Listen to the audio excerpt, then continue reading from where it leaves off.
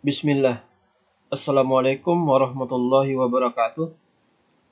Di sesi ini kita akan bicara tentang teknologi virtualisasi menggunakan GNS3, yakni Graphic Network Simulator 3. Adapun pokok bahasan yang akan kita bicarakan di sesi ini adalah kita mengenal terlebih dahulu apa itu GNS3. Kemudian akan dibahas tentang spesifikasi kebutuhan baik terkait sistem operasi yang digunakan dan juga kebutuhan minimal dari perangkat yang akan menjalankan aplikasi GNS3 ini. Kemudian juga akan dijelaskan bagaimana cara mendownload dan menginstal GNS3 tersebut, menjalankannya setelah berhasil diinstal, dan memilih jenis server GNS3 ketika dijalankan. Khusus untuk poin tentang menambah perangkat ke GNS3, maka akan dibahas terkait ketika kita akan menambah perangkat yang dimaksud. Dalam hal ini seperti misalnya katakan kita akan menambah perangkat MikroTik ke GNS3, maka kita akan membicarakan tentang cara penambahan perangkat tersebut di sesi MikroTik itu sendiri. Bicara tentang GNS3 atau Graphic Network Simulator adalah aplikasi simulator jaringan di mana dengan menggunakan GNS3 dapat membantu kita dalam mensimulasikan perangkat asli jaringan.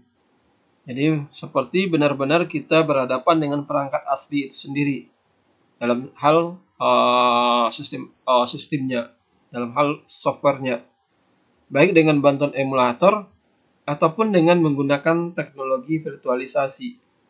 Artinya nanti GNS3 bisa saja dikombinasikan dengan teknologi virtualisasi lain, contohnya seperti menggunakan VirtualBox atau VMware. Jadi bisa dikombinasikan dengan GNS3. Dengan GNS3, kita dapat melakukan emulasi terhadap perangkat Cisco secara real. Maksudnya real di sini, ketika kita akan mengakses Cisco, kita bisa seperti seolah-olah benar-benar ketika kita install software Cisco ke dalam GNS3, kita seperti memang benar-benar mengakses Cisco itu. Jadi berbentuk seperti memudahkan kita karena memang kita berhadapan langsung kepada software itu sendiri. Juga dengan GNS3 kita juga bisa melakukan emulasi terhadap perangkat router lain. Contohnya nanti kita akan belajar tentang MikroTik, di mana nanti kita akan menginstal, mengkonfigurasi, dan menghubungkan MikroTiknya ke internet yang benar-benar istilahnya terhubung ke jaringan global. Artinya nanti kita bisa mencoba konfigurasi yang kita buat di MikroTik benar-benar terhubung ke jaringan luar.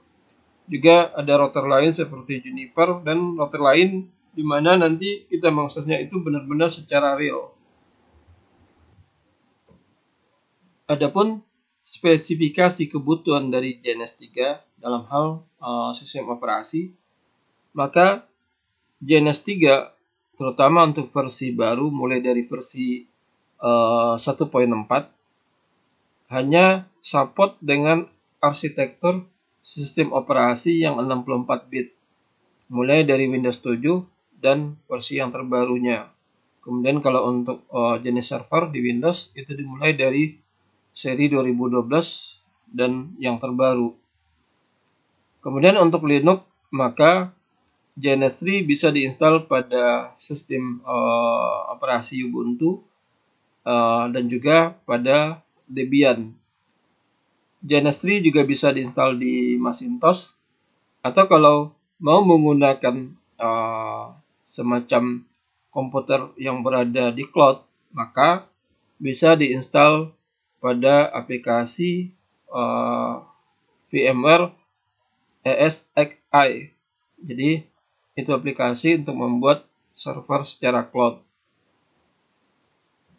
Kemudian untuk spesifikasi kebutuhan dari sisi perangkat keras, maka dalam hal prosesor dibutuhkan minimal 2 logic core atau lebih dari sistem komputernya.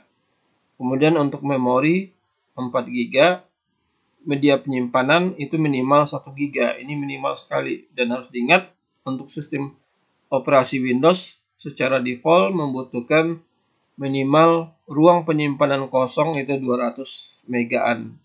Karena itu tentunya storage yang dibutuhkan lebih daripada 1 GB-an.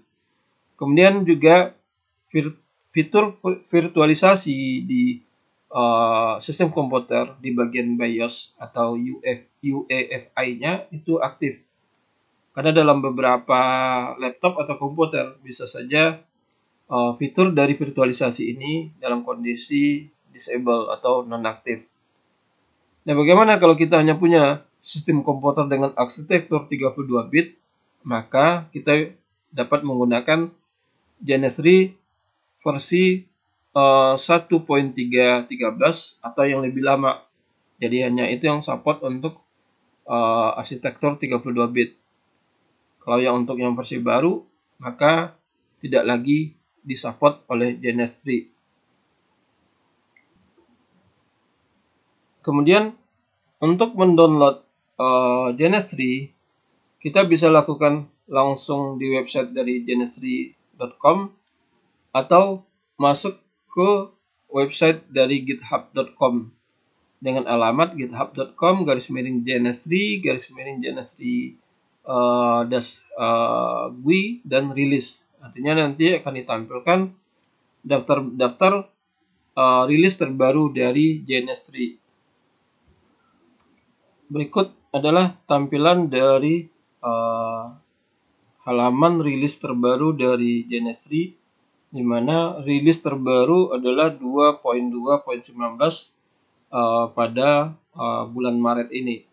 Jadi pada Maret 2021, Genesri merilis versi terbarunya 2.2.19.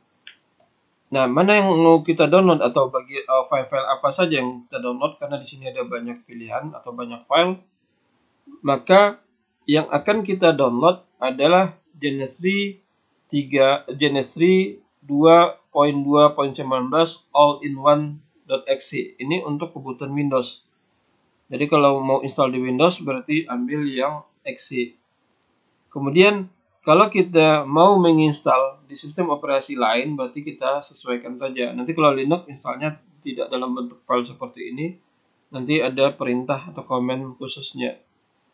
Nah, kemudian di sini kalau kita mau menjalankan nanti server dari Genesri di aplikasi virtualisasi lain seperti VirtualBox atau VMware, maka kita bisa mendownload server dari Genesri disesuaikan dengan aplikasi virtualisasi yang kita punya.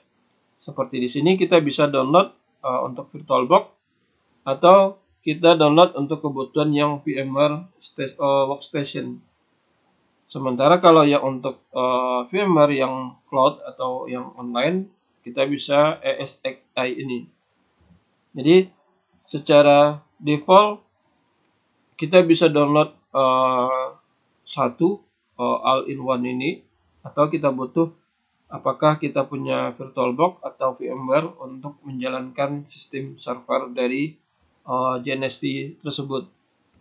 Setelah berhasil di-download aplikasi dari Genesri yang all-in-one dan juga kalau mau mendownload yang untuk kebutuhan servernya, untuk yang all-in-one sekitar 87 mega, sementara kalau yang untuk aplikasi server itu ada sekitar hampir 700 megabyte untuk ukurannya.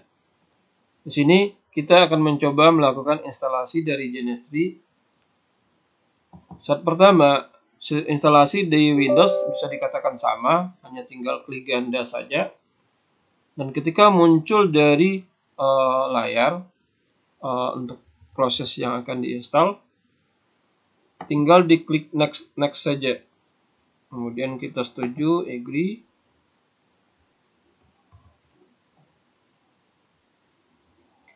Next. Nah, di sini adalah opsi untuk melakukan proses instalasi. di mana bagian-bagian yang akan kita install itu kita tandai, yang tidak kita abaikan. Di sini dalam versi 2.2.19 maka ada beberapa pilihan. Berarti kalau kita pilih yang lokal, secara default ditandai, kita bisa kalau menandai katakanlah kita aktifkan yang lain, maka nanti opsinya menjadi custom. Kalau misalnya opsinya lokal, berarti hanya servernya menggunakan tidak diinstal yang lainnya. Jadi tergantung kebutuhan kita.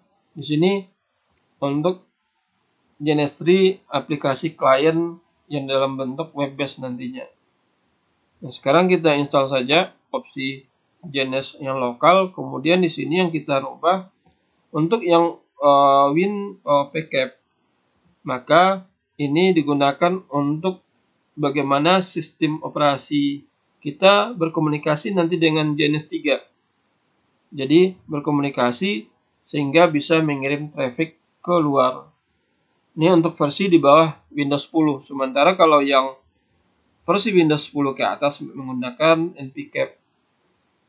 Sementara untuk Wiresec ini digunakan untuk menangkap katakanlah traffic yang keluar dari jaringan di Genes 3 yang kita bangun. Nah, ini membutuhkan koneksi ke internet. Dan kita belum membutuhkan untuk proses awal pembelajaran, maka kita hilangkan centangnya. Kalau mau diaktifkan berarti nanti dia minta koneksi ke internet. Untuk yang Dynamip ini digunakan untuk menjalankan software dari Cisco. Kemudian Qemu ini semacam aplikasi virtualisasi juga, di mana nanti dipakai terutama ketika kita menjalankan katakanlah Makrotik di sana. Nah, untuk pengguna perangkat komputer dengan arsitektur Intel, maka ini diaktifkan. Sementara kalau misalnya Anda menggunakan AMD, maka tidak perlu diaktifkan. Untuk virtual VVCS ini adalah aplikasi virtual untuk simulasi PC. Jadi ini nanti akan beberapa fitur atau kemampuan PC bisa digunakan pada PC virtual tersebut, terutama yang berkaitan dengan masalah fungsi untuk kejaringan dari sebuah PC. Kemudian CPU limit ini digunakan untuk membatasi dalam beberapa kasus aplikasi Genestry nanti akan mengambil semua resource PC nanti ketika tidak dibatasi, apalagi kalau misalnya menjalankan sistem Cisco. Karena ini penting diaktifkan. Dan juga untuk yang Type VNC Viewer ini digunakan untuk bagaimana nanti kita mengakses perangkat yang kita tambahkan ke dalam Genestry, karena tidak semuanya mendukung atau support dengan menggunakan menu konsol atau semacam katakanlah kalau di Windows kita kenal dengan istilah command prompt, atau di Linux seperti terminal. Tidak semuanya support seperti itu, makanya ini perlu diaktifkan. Nah, untuk yang poin terakhir, viewer ini adalah semacam tool untuk bagaimana mengelola perangkat-perangkat virtualisasi tersebut. Ini tidak perlu kita aktifkan. Nanti kemudian kita lanjut next. Maka proses instalasi akan berjalan diawali dengan menginstal virtual secara bertahap, diaktifkan. Kita tunggu sampai selesai.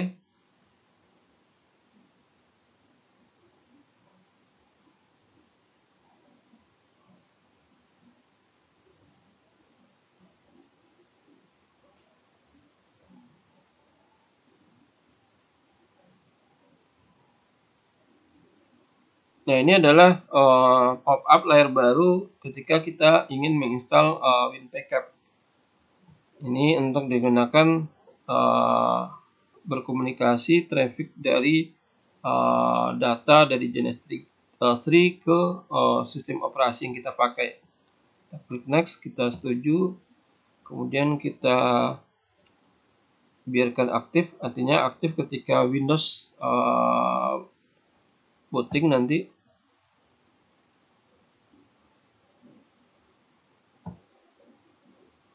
Proses dilanjutkan. Kemudian ini adalah instalasi untuk npcap. Ini untuk versi Windows yang terbaru. Dan ini kita biarkan default saja. Kita klik install.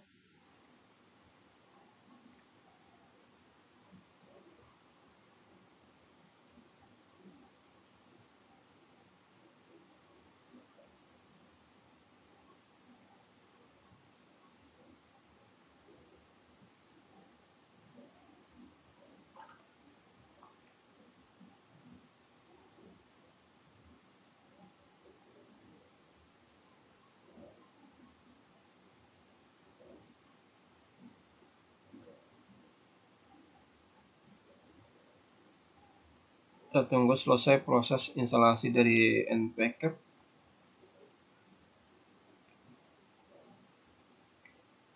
Kemudian kita klik next. Artinya instalasi sudah berhasil. Dilanjutkan proses instalasi modul atau aplikasi lain yang tadi kita aktifkan saat akan menginstal JNS3. Nah, ini adalah proses untuk menginstalasi bagian yang hardware akselerasi hardware pada perangkat Intel. Kalau Anda pakai AMD seperti tadi tidak perlu ini diaktifkan karena ini khusus untuk perangkat yang Intel saja.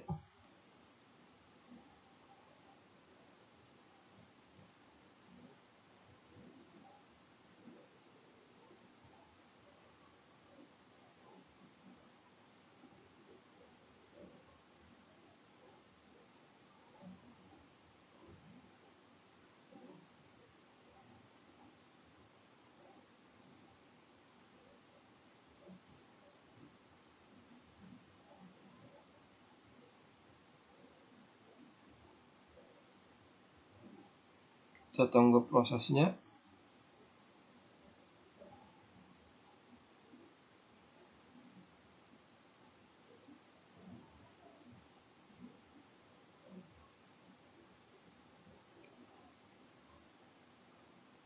Kemudian di sini ada centang untuk mengaktifkan dokumentasi dari Intel akselerasi ini kita nonaktifkan, kita tidak perlu baca. Selesai, kita lanjutkan proses JNS3-nya. Nah, ini proses instalasi JNS3 sudah selesai. Kita klik next. Ini adalah semacam penawaran dari aplikasi pihak ketiga. Apakah kita pengen mendapatkan lisensi dari SolarWinds? Kalau kita klik no, berarti sudah, kita lanjut klik no saja. Nah, sekarang instalasi sudah selesai untuk instalasi JNS3 versi 2.2.19. Nah, seperti terlihat di sini, saat pertama kita menjalankan aplikasi dari JNS3, maka akan ditampilkan semacam wizard atau panduan bagaimana cara melakukan konfigurasi. Di sini ada opsi pilihan untuk server. Yang pertama, menjalankan appliance ini semacam aplikasi-aplikasi pendukung, bisa jadi perangkat, bisa jadi sistem operasi atau yang lainnya yang dijalankan di JNS3. Nah, pada bagian opsi pertama, di sini menanyakan apakah kita akan menjalankan aplikasi tersebut pada server terpisah. Artinya nanti kita menginstalnya pada VirtualBox atau pada VMware, tergantung aplikasi virtualisasi yang kita miliki. Kalau seandainya kita menjalankan langsung di PC kita, walaupun di sini opsinya virtualisasi virtual machine, di sini adalah mesin virtual yang dijalankan juga di laptop kita, artinya terpisah dari sistem default dari JNS3. Kemudian untuk poin kedua, maka ini include pada aplikasi JNS3 yang kita gunakan. Nah, di sini ada keterbatasan untuk yang jenis server kedua, di mana aplikasi Cisco yang bisa diinstal itu adalah versi yang dengan seri C7200 ke bawah, itu yang bisa digunakan. Tapi kalau untuk katakanlah kita menggunakan atau menginstal MikroTik, bisa-bisa saja pada opsi jenis server ini. Kemudian yang ketiga, artinya kita menjalankan mesin-mesin virtual atau perangkat yang kita masukkan ke dalam JNS3 di server terpisah, di komputer terpisah. Bisa saja online, bisa saja dalam jaringan, pokoknya berbeda perangkatnya dengan laptop yang kita gunakan. Nah, ini akan selalu ditampilkan atau kita bisa hilangkan, kasih centang pada bagian jangan tampilkan kembali. Nah, opsi pertama di sini kita ambil yang pilihan kedua. Nanti juga wizard ini bisa kita tampilkan lagi kalau kita ingin untuk menggantinya. Kita klik next. Maka sekarang ada semacam kebutuhan untuk konfigurasi. Di sini dibiarkan saja settingannya. Ini port berapa yang dipakai dalam hal koneksi atau berhubungan dengan localhost, berarti ke perangkat itu sendiri, ke laptop atau PC yang digunakan. Kita klik next. Maka sekarang dikatakan bahwasanya komunikasi ke server berhasil dijalankan. Kita klik next lagi. Ini adalah hasil settingan yang kita lakukan tadi. Kemudian kita diklik finish atau selesai. Nah, seperti terlihat di sini, maka aplikasi JNS3 yang kita install sudah berhasil kita install, berarti siap untuk kita gunakan. Nah, kalau kita mau membuat project baru, berarti kita tinggal ambil pada bagian kanan kiri atas, kemudian klik new blank project, artinya project yang baru atau mengambil project yang sudah dibuat sebelumnya. Nah, satu hal yang harus diingat, ketika kita menginstal JNS3, maka perangkat-perangkat yang ada itu hanya perangkat sederhana saja. Belum ada di sana seperti kalau kita install seperti aplikasi simulasi packet tracer yang sudah ada router Cisco-nya. Nah, di sini belum. Artinya dia masih dalam bentuk kosong. Kita nanti akan menginstal apa saja aplikasi yang ada di dalam atau yang kita butuhkan. Jadi ini hanya ada suite, ada hub, kemudian ada virtual PC, dan untuk komunikasi nanti ada cloud, ada NAT, di mana ini komunikasi untuk ke internet di luar atau komunikasi ke aplikasi virtualisasi lainnya. Nah, untuk kabel nanti ada di bagian kiri menu-menunya, bisa dilihat. Artinya sekarang kita sudah berhasil untuk instalasi dari JNS3-nya. Nah, sekarang kita coba membuat project baru untuk membuat jaringan sederhana menggunakan JNS3. Kita klik pada bagian kiri atas, new blank project, untuk memulai yang baru. Kita okekan. Nah, sekarang sudah muncul layar untuk kita bekerja. Artinya di sini kita bisa mengambil atau menarik drag and drop untuk katakanlah membuat beberapa PC. Di sini katakan misalnya kita mau membuat jaringan sederhana menggunakan sebuah switch, di mana nanti kita hubungkan perangkat tersebut dengan kabel. Artinya di sini seperti terlihat PC di saat kita klik memunculkan satu kartu jaringan, kemudian kita pasang ke Ether 1 walaupun secara penamaan 0, artinya ini urutan pertama. Kemudian kita aktifkan juga untuk semuanya, seperti yang berikutnya pada port yang kosong.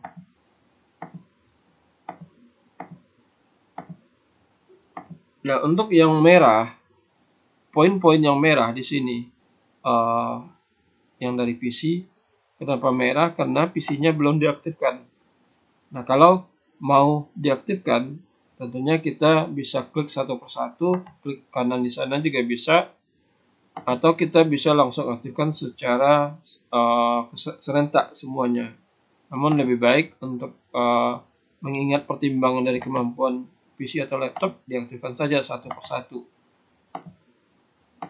Jadi kalau sudah aktif, maka tinggal nanti kita melakukan konfigurasi dari IP terhadap PC tersebut. Di sini ada untuk pengaturan PC, ada untuk kebutuhan IP. Kita klik bagian konsol, maka akan muncul seperti command prompt kalau di Windows.